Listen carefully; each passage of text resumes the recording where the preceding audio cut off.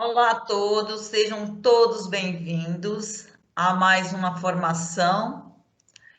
E hoje, com uma outra configuração, nós estamos com a parceria com a Leste 1, né, Leste 2, Leste 3 e Mogi. Então, assim, é uma TPC diferente. Hoje também nós temos um palestrante que vai trazer uma fala que contempla todos as áreas do conhecimento e pensamos numa coisa diferente que poderíamos estar atendendo a todos os segmentos e com essa parceria maravilhosa que só tem a aumentar. Hoje nós temos aqui a Leste 1, Leste 2, 3 e Mogi, mas com certeza nas próximas nós vamos estar com mais diretorias, porque essa é a configuração que a gente pensa para as próximas formações. Ter mais gente do nosso lado, ter mais parceiros para que a gente possa construir junto e compartilhar com os nossos professores. Espero que vocês todos estejam bem, se cuidando, que é isso que a gente quer. Então, agora eu gostaria de apresentar a vocês os nossos parceiros, né? É bom que vocês conheçam cada um e elas vão estar falando um pouquinho, né? Só se apresentando para que todos conheçam. Olá, pessoal. Meu nome é Luciane, eu sou de Mogi das Cruzes, eu estou cuidando da pasta de educação especial e eu quero agradecer a todas as meninas que fizeram essa parceria, porque vai contribuir muito para nós, professores, para nós da diretoria de Mogi, e agradecer ao Rafael também, que brilhantemente vai nos proporcionar uma formação. Muito obrigada. Olá, pessoal. Muito obrigada pela oportunidade dessa parceria. Acredito que o Rafael vai contribuir de forma muito significativa para a nossa formação.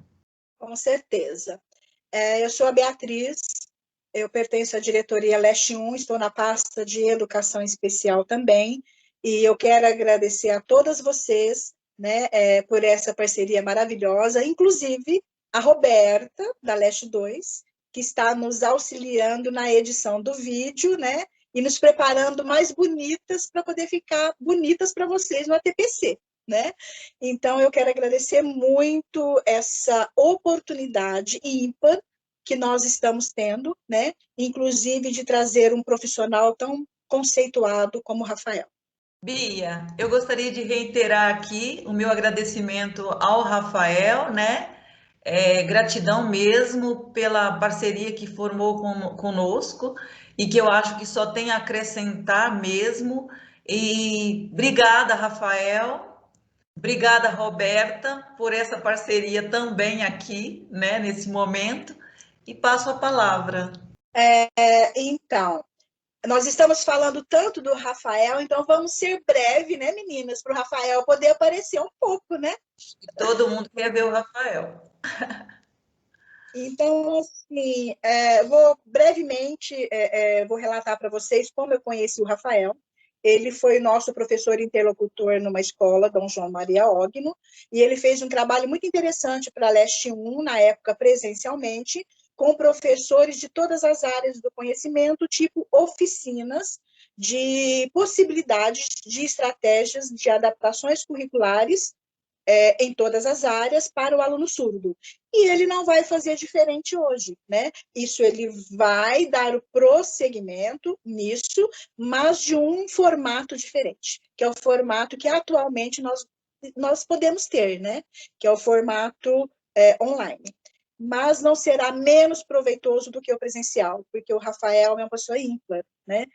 Então, o Rafael, ele tem uma formação muito privilegiada. Ele é graduado em Ciências da Natureza, desde 2009. Ele é pós-graduado em Educação Inclusiva, com ênfase em deficiência auditiva desde 2016. Ele é mestre em Educação desde 2018 e ele está em andamento o seu doutorado em Educação também. Ele tem uma trajetória profissional excelente, o Rafael. Ele é professor no ensino superior desde 2010. Ele é professor de Libras desde 2009, coordenador pedagógico no curso de tradução e interpretação Libras-Português desde 2015. Ele é palestrante em encontros relacionados à acessibilidade de surdos na educação e formação de professores. E ele é palestrante também em minicursos e oficinas relacionadas às estratégias educacionais bilíngues, Libras-Português, e adaptação curricular. Esse é o nosso tema com o Rafael. Ele vai trazer para nós hoje várias possibilidades de estratégias voltadas ao aluno surdo em relação às adaptações curriculares. Primeiramente, obrigado pelo convite, obrigado pela parceria, sempre muito bom dividir conhecimento com pessoas tão incríveis e num cenário que precisa sempre muito de apoio, né? Hoje os nossos professores muitas vezes ficam perdidos em sala de aula, né, com a demanda do processo de ensino-aprendizagem aí dos alunos com deficiência. E aí eu acho que a ideia desses encontros é levar um pouco aí de estratégias, né, educacionais, de a gente pensar um pouco em como trabalhar com adaptação curricular e flexibilização curricular. Eu acho que a gente sempre tem que estar muito atento, né, ao que o nosso aluno está aprendendo, né, a questão de acessibilidade ao currículo, que é uma demanda que nós, educadores, temos que ficar sempre atentos, na medida que é um direito desse nosso aluno, né, ter esse aprendizagem. Então, agora, como a gente consegue levar isso para o nosso aluno, né, que eu acho que esse é o desafio, lembrando sempre que muitos dos nossos colegas não tiveram nas suas formações iniciais disciplinas que contemplassem a educação especial, né, uma educação inclusiva. Então, ficou fora da grade curricular de muitos colegas da gente, a gente sabe disso. Então, eu acho que esses encontros, como outros que nós fizemos, que eu tive o prazer aí de trabalhar com a Bia na Leste 1, levar um pouco, né, dividir, compartilhar um pouco desse conhecimento, dessa prática que eu já há anos faço e com ótimos retornos desses alunos, né, em questões relacionadas aí ao nosso currículo, né? Então, obrigado. Nos vemos aí nos encontros pelas áreas. Então, as formações vão ser divididas aí em áreas, como a Bia comentou, e fora questões relacionadas à adaptação, né, à flexibilização aí do nosso currículo, pensar também um pouquinho nos instrumentos de avaliação. Eu acho que a gente também precisa, né, estar atento a isso, como avaliar o nosso aluno. Claro que aqui o foco vai ser o nosso aluno surdo, mas muitas das coisas que eu for estar trazendo para vocês e para acrescentar aí as diretorias, os nossos parceiros aí, acredito que dê para a gente também ampliar isso para os outros alunos com deficiência. Claro, né, respeitando muito questões relacionadas às dificuldades de aprendizagem, mas acho que dá para a gente também ampliar um pouco essa nossa visão em sala de aula, né? E que eu sempre comento isso com a Bia, né? Eu acho que no final da história todos saem ganhando, né? Inclusive aquele aluno que não tem nenhuma deficiência, mas ele convivendo nesse ambiente onde ele percebe que os professores, que as escolas, elas conseguem promover uma política educacional inclusiva. Eu acho que todos, né, saem ganhando, né? Não só os professores, mas os alunos, a família, né, que se sente acolhidos, né, que os seus filhos, os seus entes queridos estão tendo acesso à educação e que seja ela de qualidade, né, como todos nós esperamos e lutamos que seja. Tá bom? Mas obrigado pela oportunidade. E é isso. Obrigada. Eu acho assim, quem agradece somos nós, né, meninas? Por ter um profissional Quem agradece somos nós, e nós temos certeza que vai ser uma semana muito bela de trabalho e muito gratificante para todos, tá bom? Eu encerro aqui, porque também eu já falo demais, né, Rafael? E as meninas fiquem à vontade também, tá? Para a gente poder finalizar essa apresentação. Obrigada, viu, meninas? Eu quero agradecer o Rafael, é um prazer conhecê-lo, mesmo que sendo dessa forma. Se não fosse dessa forma, a gente também talvez não teríamos a oportunidade de conhecê-lo. Então, obrigada mesmo, né, por tudo que você vai proporcionar para nós essa semana. Muito obrigada, e obrigada às meninas também. Obrigado. Eu agradeço muito, né, essa oportunidade dessa parceria e desta gratidão de ter o Rafael junto conosco, né? E assim, ele, pior que ele não sabe de uma coisa, que agora a gente não larga ele mais. É isso que ele não está entendendo, né? Que a gente não vai largar mais. Que Nós bom. vamos estar juntos, porque eu acho que é isso mesmo. A ideia não é esse momento único, né? É para ficar para além dessa ATPC. E isso que é bacana, né? Eu acho que a gente vai construir muita coisa junto aí. Gratidão, porque eu sei que educação é o amor de todo mundo que está aqui. Obrigada mesmo. Obrigada. Agradeço imensamente a participação e a colaboração de todos e do Rafael por compartilhar. Obrigada. Obrigada, Fran.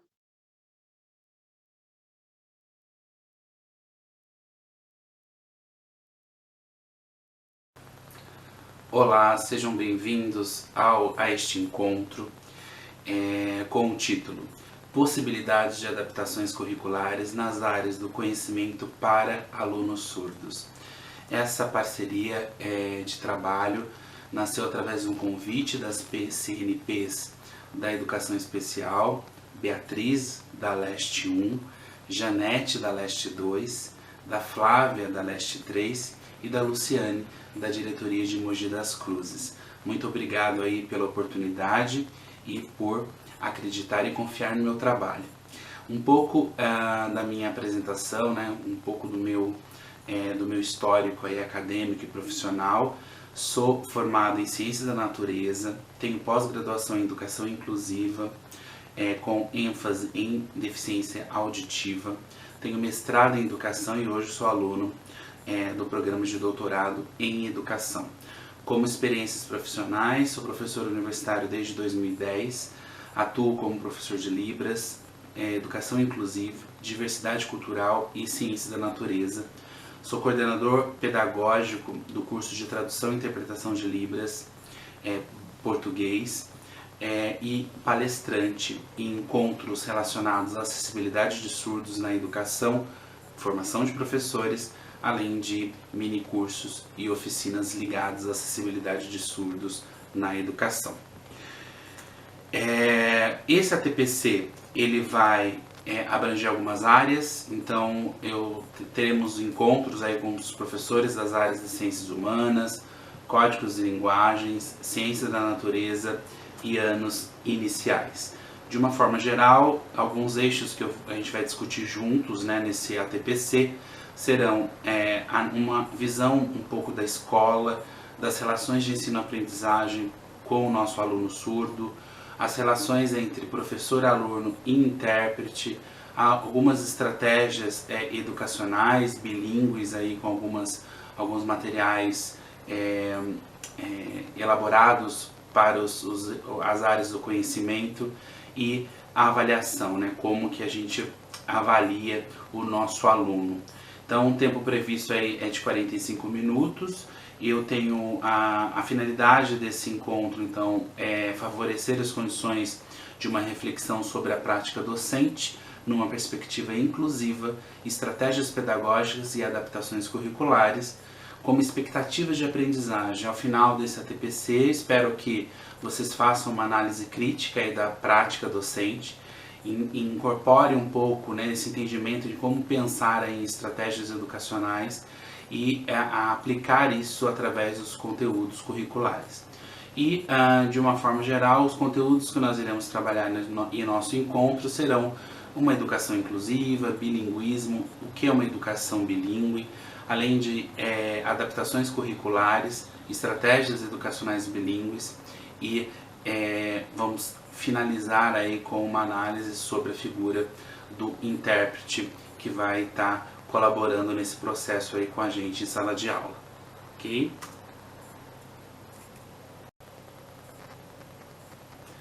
Dando continuidade nos saberes e práticas da inclusão. Então, inicialmente eu quero dividir um pouco com vocês a ideia do que é uma educação inclusiva, né? Então eu trago aí o material que vocês receberam no início dessa formação,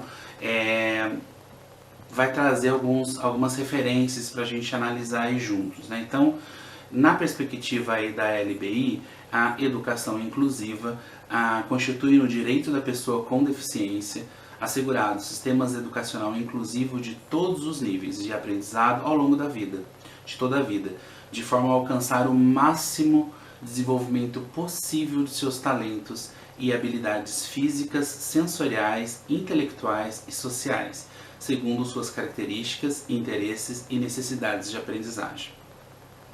Além disso, né, a gente tem que entender que essa perspectiva da educação inclusiva, ela tem que passar pelo nosso projeto político-pedagógico da escola, né, que é onde a gente vai colocar essas ideias norteadoras para estar aplicando na nossa unidade escolar. Lembrando que é no projeto político-pedagógico que a gente vai ter vamos pensar assuntos relacionados ao nosso currículo, né?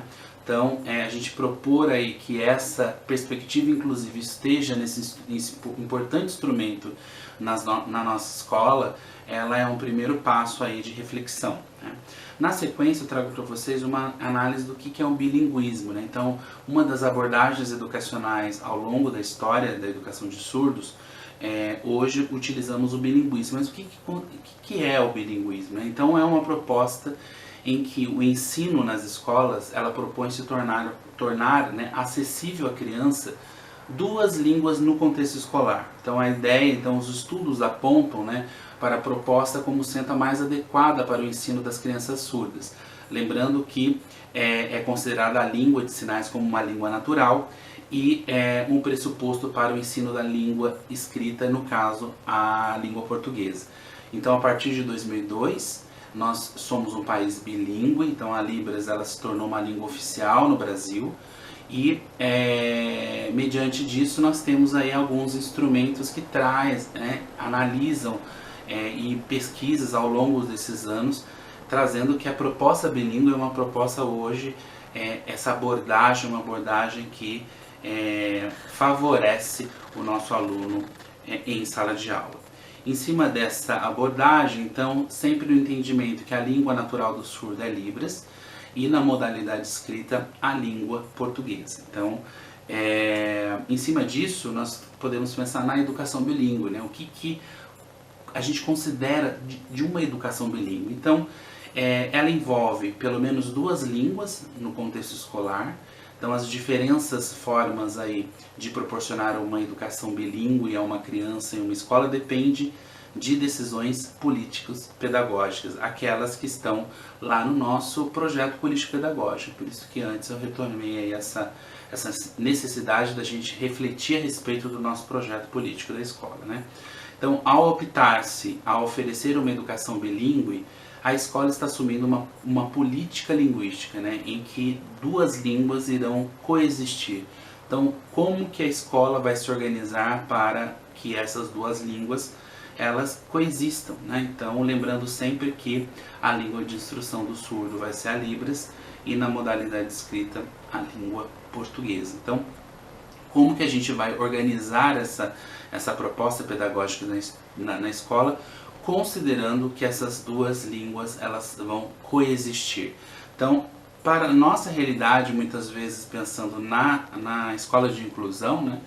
Então a gente sempre pensa que como a gente pode favorecer esse nosso aluno quando a gente pensa no acesso que esse nosso aluno vai ter nas dependências da escola, na secretaria, na nossa cantina, com os próprios colegas, né, com os professores de uma forma geral. Então a gente tem que pensar que sempre é bom desenvolver atividades aí de inclusão na nossa escola para cada vez mais os pares desses alunos saibam Libras para justamente favorecer esse processo de comunicação, né? Então, no momento que a gente tem o acesso linguístico, a gente tem aí uma liberdade, e essa liberdade ela permeia aí por toda a nossa unidade escolar. Então, isso é muito importante que também isso esteja no nosso projeto político-pedagógico. Continuando as nossas reflexões, agora vamos relacionar as estratégias educacionais, a adaptação curricular a uma proposta político-pedagógica da unidade escolar. Então, passamos aí pela resolução R61, que ela traz alguns dados importantes com relação à adaptação curricular. Então, o texto ele fala de questões relacionadas ao planejamento de ações pedagógicas dos docentes, de forma a possibilitar variações no objetivo, no conteúdo, na metodologia e nas atividades de avaliação. Então, é um documento que traz isso, como a gente, algumas normativas com relação à adaptação curricular. Então, eu trago nesse documento que ele fala muito de questões relacionadas aí à deficiência intelectual, mas ele traz no anexo 3 um instrumento bem interessante para a gente aplicar na sala de aula, né? Que ele marca aí o período que foi dado, o nome, a data de nascimento, a série, o professor, mostra a disciplina e o período que esse aluno estuda. E aí tem alguns pontos interessantes nesse anexo, que ele trabalha com as expectativas de aprendizagem, as expectativas para o aluno com deficiência, as estratégias e atividades trabalhadas em aula e as estratégias e atividades para os alunos com deficiência. Então eu fiz uma adaptação no documento, vocês vão estar vendo aí que eu coloquei adaptado, mas aí serve um pouco para a gente entender aí quais são essas expectativas que a gente pode trabalhar com esse aluno. Então isso é só uma forma, né, da gente pensar esse processo de adaptação. Então as adaptações curriculares, de uma forma geral, elas acabam sendo estratégias aí para promover uma maior eficácia a fim de contribuir de forma mais coerente com o sistema de inclusão atual, né? Então, lembrando que muitos dos instrumentos que nós utilizamos para as nossas análises trazem termos que hoje a gente não utiliza mais, né? Portadores de deficiência. Hoje a gente sabe que a gente utiliza o aluno com deficiência ou sem deficiência, então tem algumas orientações que eu sempre gosto de passar aí nas nossas formações, né? Quando a gente pensa na questão de adaptação, então é uma adequação, muito mais do que a gente transformar aquele conteúdo mais fácil, né? Ou omitir do currículo alguns itens.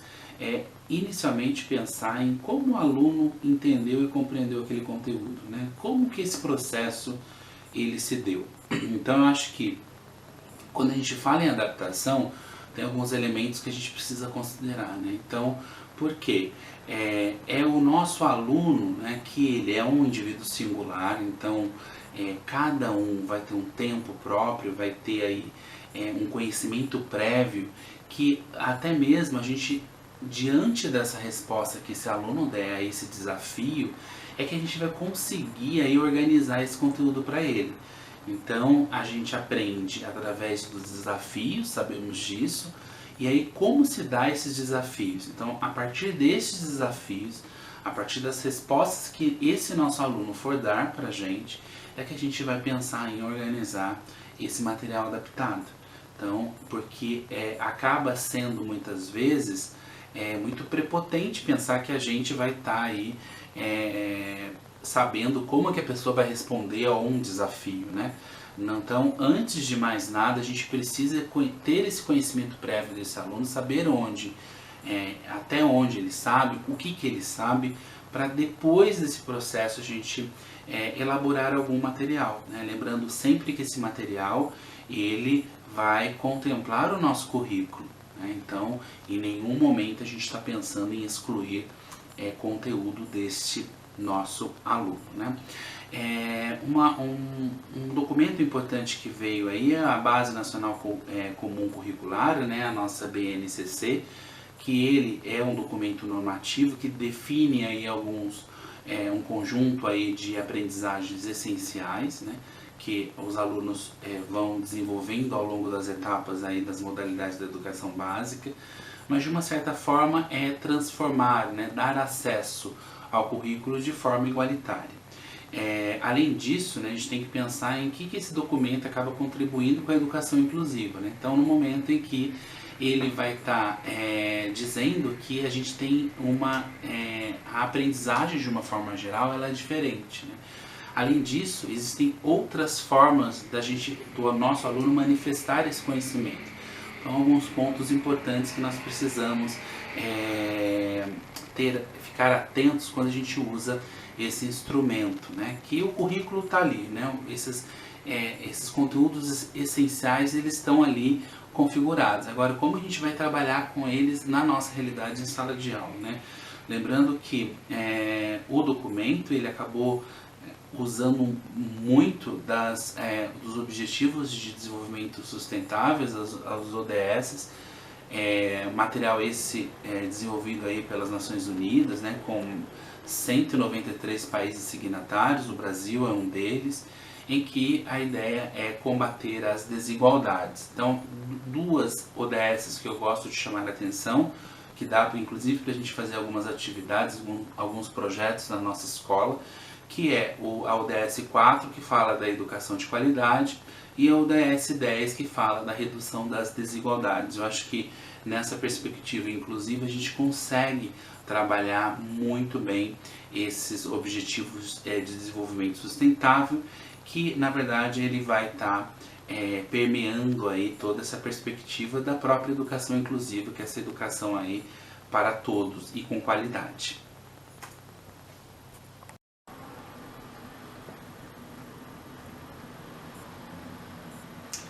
Dentre as estratégias educacionais bilíngues que nós vamos estar acompanhando agora, trago o eixo, a área da física, né? Então, essa atividade eu apliquei numa oficina, né, que eu tinha inicialmente com alunos surdos, e aí depois acabei aplicando para outros alunos surdos e ouvintes, e depois muitos professores.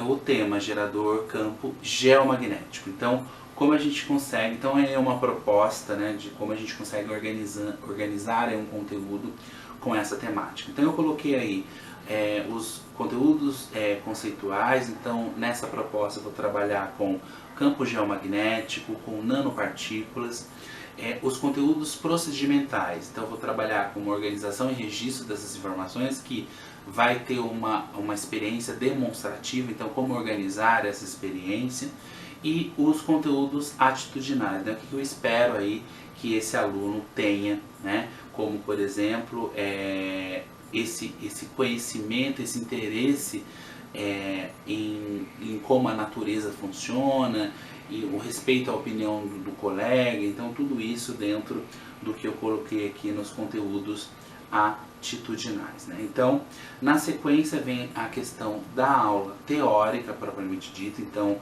é um espaço da aula que eu abro para as questões relacionadas aos conceitos, para as áreas da ciência da natureza. Isso é muito importante deixar claro, né?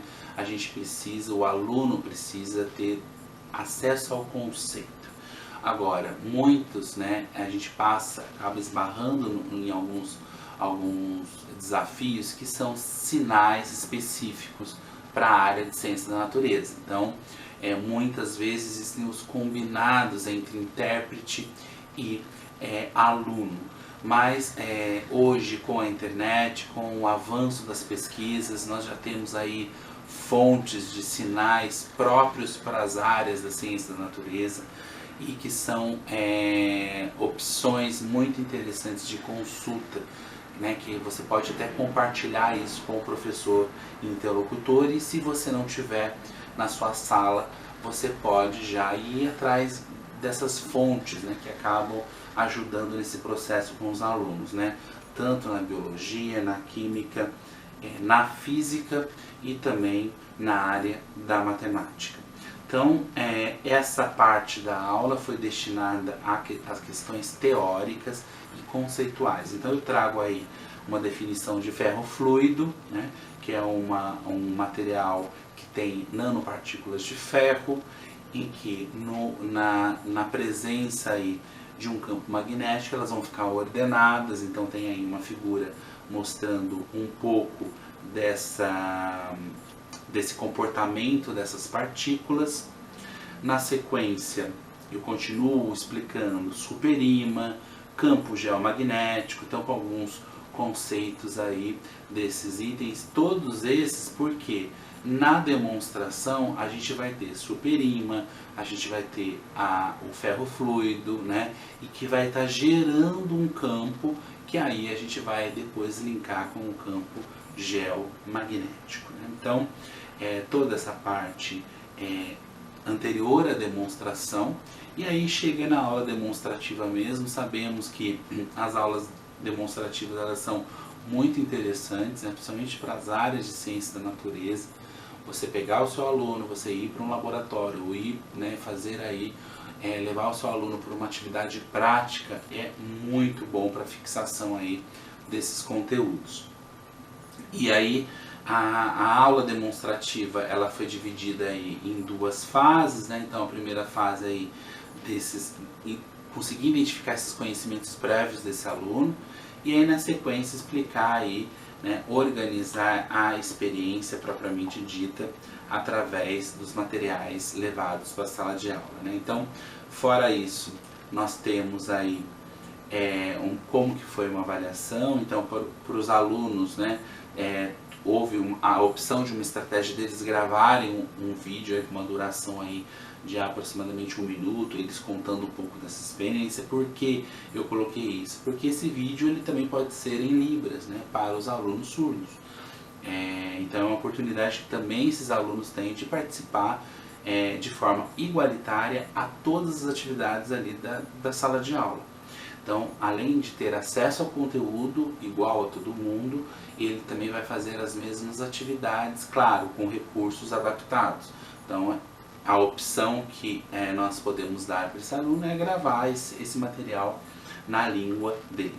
E aí, coloquei uma observação aí, né? Então, esse conteúdo a gente acaba vendo no 9º ano, então isso às vezes aparece.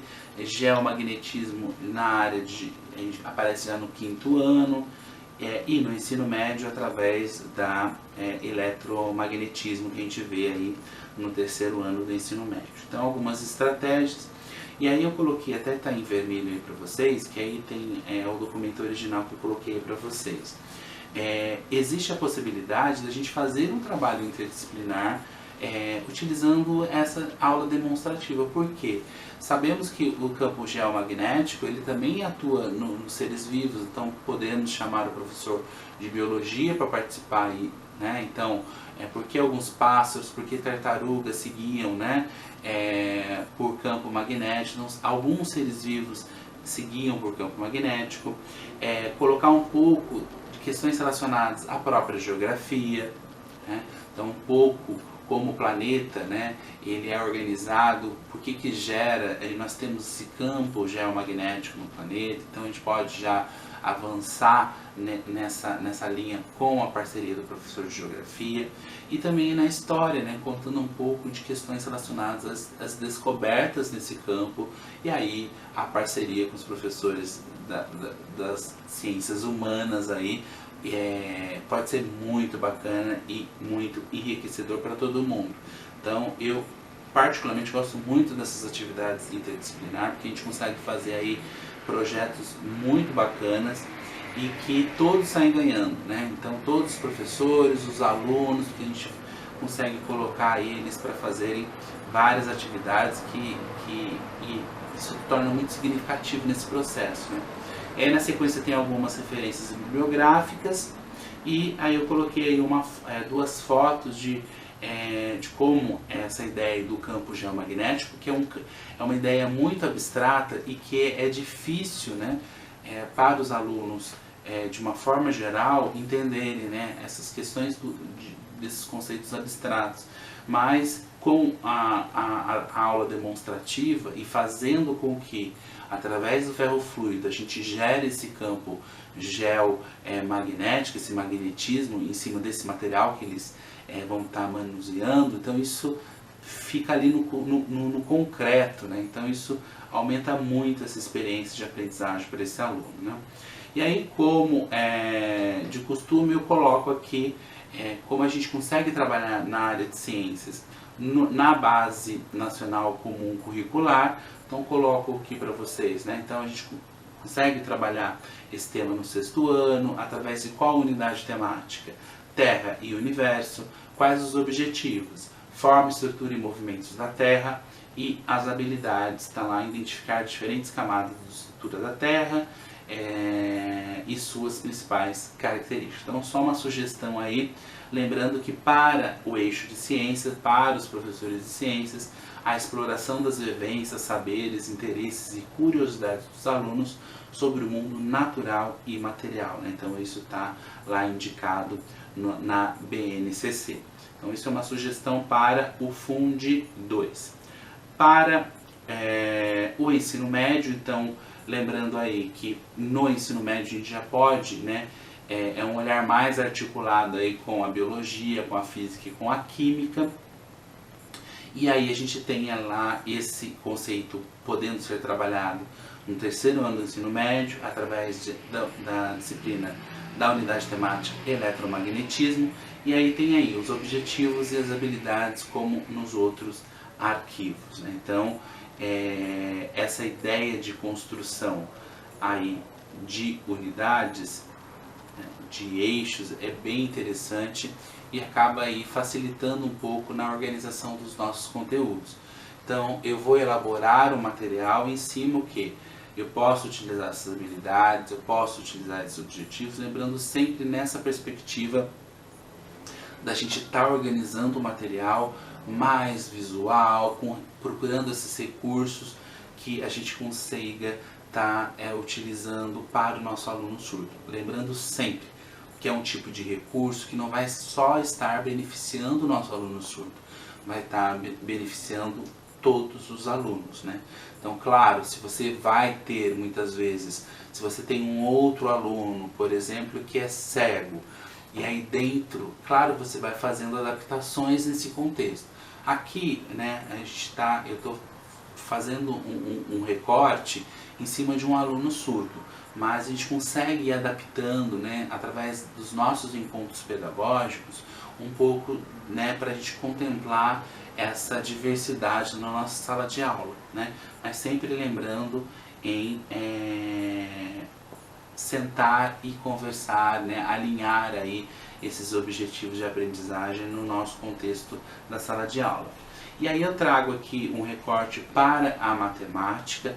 Então, esse conteúdo também pode ser trabalhado na matemática, lembrando que como lá na aula nós falamos de nanopartículas, então nanopartículas a gente consegue aí colocar ideias de potência, então 10, né, a notação 10 a menos 9, então isso pode virar uma atividade para as aulas da matemática, tanto no fundamental, quando a gente trabalha com números lá e notação científica no 9º ano, a partir do 9º ano, e aí eu coloquei para vocês os objetivos e as habilidades correspondentes, como no ensino médio, em que a notação científica a gente costuma já aplicar isso já no 1º ano do ensino médio e também com habilidades e competências aí e objetivos de conhecimento indicados aí. Então percebam que, como reflexão dessa área da ciência da natureza, então eu acho que todas essas tentativas da gente organizar e formar um conteúdo,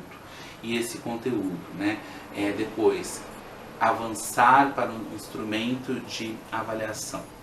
A gente precisa, além, né, de estar transformando essa experiência de uma maneira visual para os nossos alunos, através de recursos, novas estratégias educacionais, a gente traz esse aluno para assumir essa questão de protagonismo nesse processo, né? Como? Fazendo eles participarem de muitas atividades.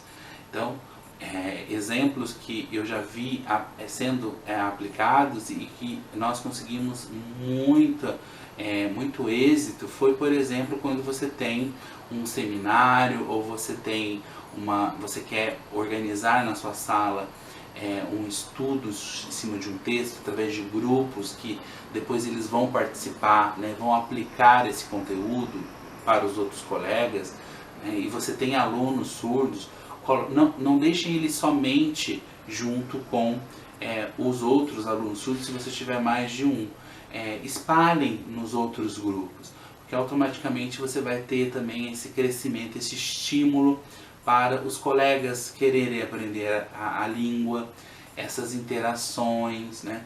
Então sempre é importante, além do conteúdo, além das adaptações que a gente tem que fazer no nosso material, a gente pensa também bastante nessa questão de troca entre os próprios colegas, mas a gente precisa que venceram essa barreira linguística existente ali na sala de aula. Então, propor também atividades, né, com os professores de ciências humanas, com os professores de códigos e linguagens, projetos que incluam a língua de sinais no contexto e na política, no projeto político-pedagógico da escola, e que a gente consiga oferecer para esse aluno, para os colegas, para os professores, uma formação mínima na língua, porque aí você consegue também organizar e fazer um projeto das atividades que a gente vai querer aplicar na sala de aula. Então, para as áreas das ciências da natureza, é interessante, além dessas formações, dessas novas estruturas que a gente pode estar fazendo na sala de aula, é pensar um pouco em como eu consigo trazer esse aluno a se tornar protagonista desse processo e, além disso, né, fomentar aí atividades práticas, atividades demonstrativas, né, pegar o seu aluno e fazer uma atividade num parque que estiver ali próximo, ou no próprio ambiente da escola. Então, buscar esse tipo de ferramenta, sair um pouco da sala de aula para algumas atividades demonstrativas, né? Ou usa o pátio mesmo para fazer uma demonstração para os seus alunos. E aí, lembrando sempre que essas atividades, quanto mais visuais, melhores serão essas experiências e a aquisição dessa aprendizagem para os seus alunos.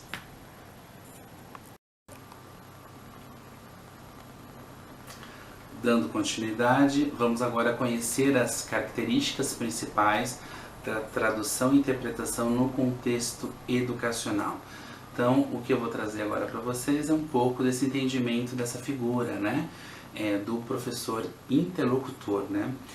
Lembrando que a profissão de tradutor e intérprete, ela foi oficializada no dia 1º de setembro de 2010, através da Lei 12.319, em que, a partir desse momento, nós temos aí o exercício da profissão sendo regulamentado, né? Além disso, dessa vitória, que é muito importante, nós temos nesta lei trazendo algumas informações importantes, como formar, questões de atuação técnica e relacionadas à ética profissional.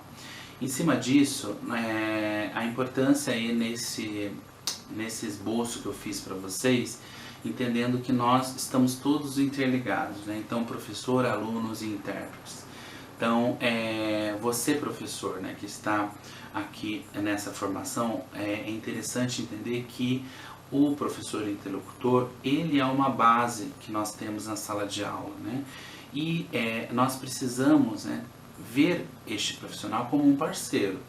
Então, além disso, né, dele, né, precisar da nossa ajuda muitas vezes, a gente precisa da ajuda deles. Então, a ideia original, né, quanto mais próximo eu ficar do professor interlocutor e esse trabalho for de parceria, né, mais o nosso aluno sai ganhando nesse processo, porque automaticamente você vai ter, né, uma aula mais elaborada, com uma troca melhor, uma troca de experiência melhor, e aí automaticamente quem está ganhando é o nosso aluno, né? Então, eu trago aí alguns dados importantes de como a gente se posiciona com relação ao intérprete, alguns cuidados que a gente tem que ter com o aluno surdo, né? Então, evitar aí questões relacionadas à sombra, posicionamento na sala. Quanto mais próximo do professor, muitas vezes essa atividade acaba funcionando um pouco melhor, mas tudo bem, a gente tem alunos que querem sentar mais no fundo, ok. O importante é o aluno, né, ficar bem, né? Seja ele próximo do professor ou mais distante, mas a gente sempre tem que trabalhar em parceria, né? Então, nós três ali na unidade da nossa sala de aula, a gente precisa estar em harmonia, né? Então, além disso, questões relacionadas à acessibilidade linguística, né? Então, é interessante sempre, né, a gente aprender um pouco, pelo menos dar um bom dia, uma boa tarde para o nosso aluno na língua dele, né? Isso são questões de respeito cultural, de identidade, né? Então, ele vai se sentir muito respeitado quando a gente chega aí e cumprimenta ele na língua dele. Então, o nosso aluno precisa ter esse amparo aí, muitas vezes. Não simplesmente você chega na sala de aula, dá bom dia ou boa tarde, de uma forma geral, na língua oral, que ele não entende. Então, é importante a gente pensar nessas pequenas coisas que podem ser transformadoras, né, na vida desse nosso aluno. Além disso, numa forma geral aí, então, da importância desse trabalho de parceria, é sempre importante a gente, o professor, quando for elaborar o seu plano de aula, a sua aula semanal, né, ou aí bimestral, passar para o professor interlocutor o conteúdo prévio, porque esse profissional ele consegue muitas vezes ir atrás de recursos para te ajudar na sala de aula. Porque às vezes pensa que o professor interlocutor é de uma área, da pedagogia, por exemplo. Então, se você é um professor, no caso de história, muitos, né, das informações históricas ele não teve na formação inicial dele. Então, se a gente der um tempo maior para esse profissional ir atrás, fazer uma pesquisa, ou até mesmo, né, vocês trocarem essa informação, claro que esse tempo maior de elaboração aí, da busca de uma pesquisa de um sinal que ele não saiba, isso tudo vai potencializar que esse aprendizado do nosso aluno se conclua da melhor forma possível, tá? Então, veja esse profissional como um parceiro, tá bom?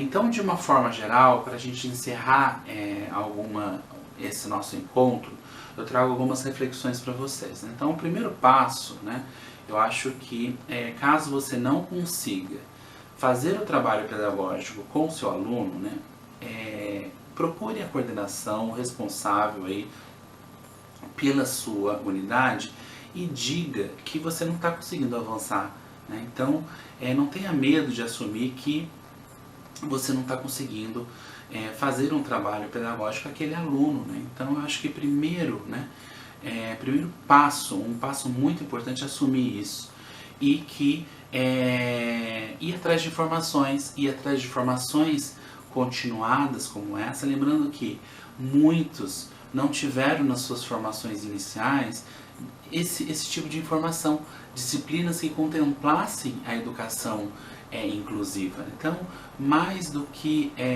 a gente não oferecer esse serviço, é se negar a aprender, né? Então, vamos atrás de formações, vamos atrás de informação, né? Eu acho que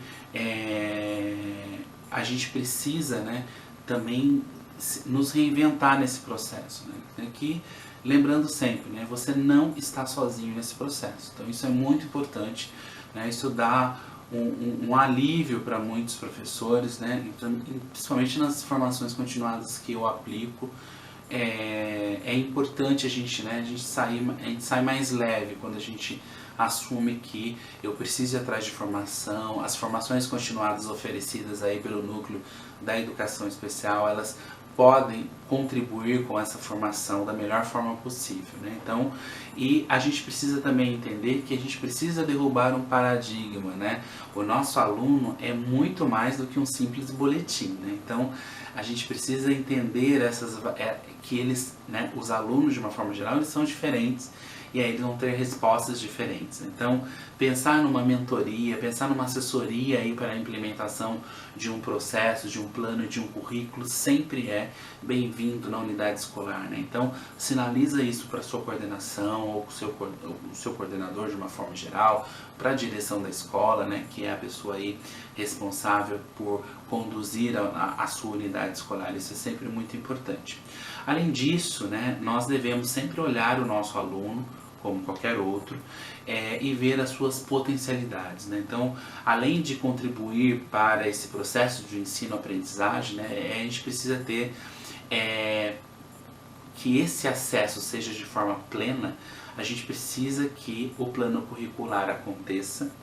Nós precisamos de novas estratégias educacionais, então, através das metodologias ativas ou outras formas da gente conseguir aí, levar da melhor forma possível esse conteúdo para os nossos alunos.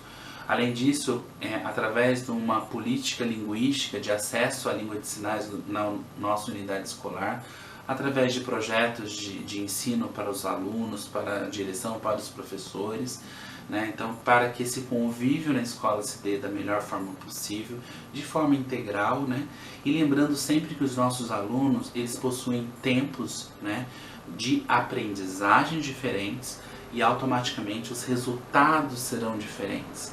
Porém, a gente não pode nunca dizer que aquele conteúdo não foi alcançado em cima das nossas expectativas. E sim, muitas vezes, nos pequenos avanços, a gente vê aí que o nosso aluno conseguiu o objetivo, ele avançou de alguma forma, né? Então isso torna esse processo muito importante e significativo, tá? Finalizo aí com o meu obrigado por esse encontro, por esse bate-papo. Tem aí o meu e-mail, as minhas redes sociais e meus contatos telefônicos. Caso precisem, tenham alguma dúvida, podem escrever. E eu estou aqui justamente para, lembrando, né, não é só uma forma de conduzir, de mostrar e dividir um pouco a minha experiência ao longo aí desses 10 anos em atividades, pensando na educação de surdos, para facilitar aí um pouco e contribuir um pouco com o dia a dia e a prática docente de vocês. Muito obrigado.